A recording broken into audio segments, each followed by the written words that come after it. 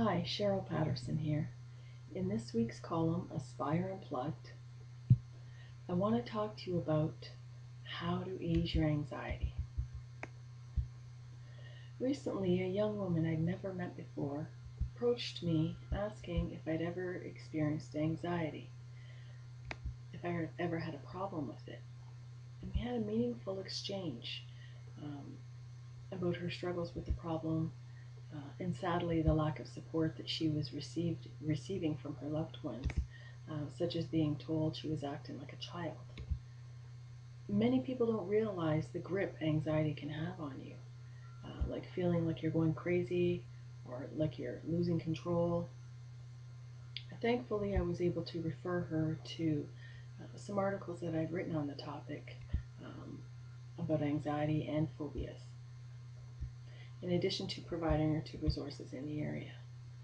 Then, upon mentioning this exchange to somebody that I knew, they confided the same thing, that they'd suffer from anxiety and panic too. So I felt compelled to post links to both of the articles I'd written on Facebook, and had yet another person message me about an experience they've had with anxiety. They suffered with it quite a bit. They said they were one of the worst cases, apparently. So within only 2 days, 3 people, male, female, young and middle-aged, discussed their struggles with anxiety. And 2 out of 3 hadn't sought support for it. So this inspired me to want to pass on information about it, some helpful information about it. But first, it's important for you to know that you're not alone.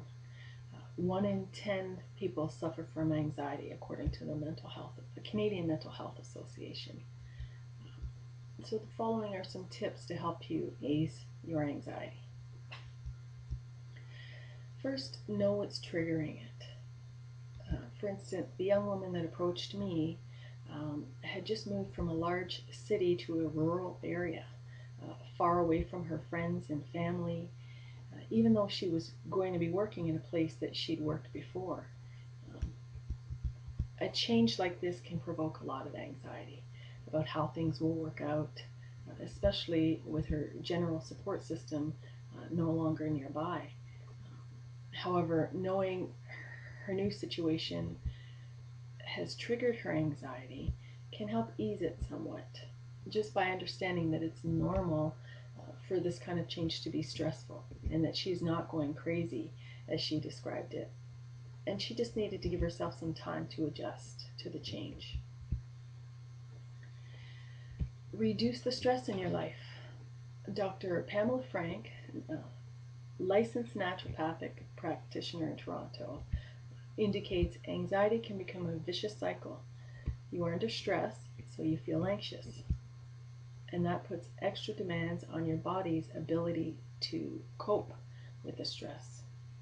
And this further depletes your coping resources, and so your ability to deal with the stress goes lower and your anxiety levels go higher. Next, eliminate the foods that aggravate your anxiety. As wonderful as comfort foods can be or taste, if you had a certain food that was giving you a stomach ache, you would eliminate it. And the same goes for some of the foods that might be comfortable eating, but not so good in terms of triggering or contributing to triggering the physiological responses that go with anxiety. So just like if you had a food that was giving you an upset stomach, you might want to reduce or eliminate some of the foods that are contributing to your anxiety, such as caffeine or sugar. Those are some of the things that aggravate your nervous system.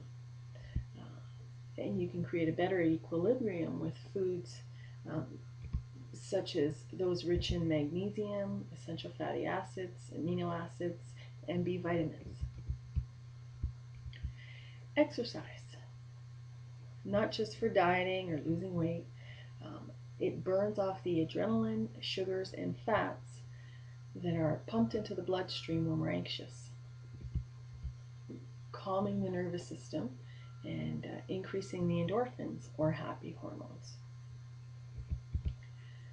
Practice calming techniques. Yoga, meditation, Tai Chi, and massage are all very helpful for relaxation and calming your system. Talk out your concerns. A good supportive network of people you feel comfortable with um, can be invaluable. It's an invaluable tool for helping to ease your anxiety, getting it out. However, if your anxiety is affecting your daily functioning, you might want to talk to a professional, like a cognitive therapist. That can be very helpful with things like understanding your thinking patterns or other habits that are perpetuating your anxiety, in addition to providing you tools for countering it.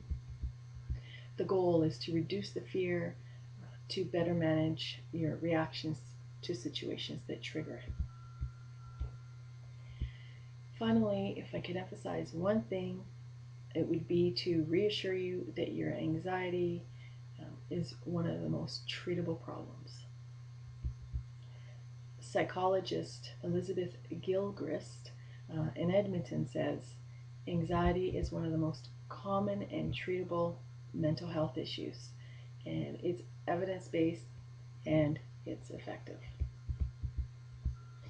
If you have any questions, comments, you can reach me at my website, cherylpatterson.ca. I would love to hear from you.